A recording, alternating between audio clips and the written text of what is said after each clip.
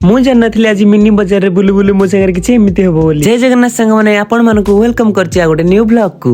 आज देर मोरी आस्थिलु हरी कंधणी होटल को तो आमे खाइले चिकन पकड़ा तापरे आसी गेलु आमे काळे भाई मोरी मिनी बाजार को। काळे भाई कहले हमर दोली रे बसिया पई मु त नाइ नाइ करथली किंतु काळे भाई हमर प्रेसाइस रे हमको डाकी दिले।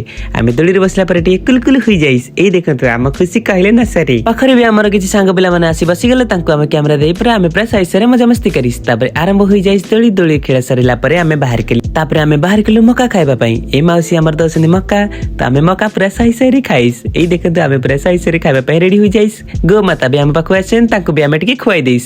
तापरे हमर संग माने किछि देखाइ गेले आमे प्रेसाइस रे चिल करी देइस। ए देखंतु हमर सब संग माने कमेंट फॉलो टिके सब्सक्राइब करन। हां रेडी तो तापरे हमरा आउ किछि संग भी देखाइ गेले तांको संग रे भी आमे प्रे सेल्फी नै मजा मस्ती करिस। तापरे आमे आसी गेले टिके दही बरा चाट खाया पे त हमें चाट खाई के पूरा साइस रे मजा मस्ती करिस। तापरे हमें चुस्की खाइस। ए देखंतु संग माने हमरा दोली रे बसी पूरा कुलकुल होइस। संग माने आज बे एतिकी भुजपुजिया कॉमेडी ब्लॉग्स।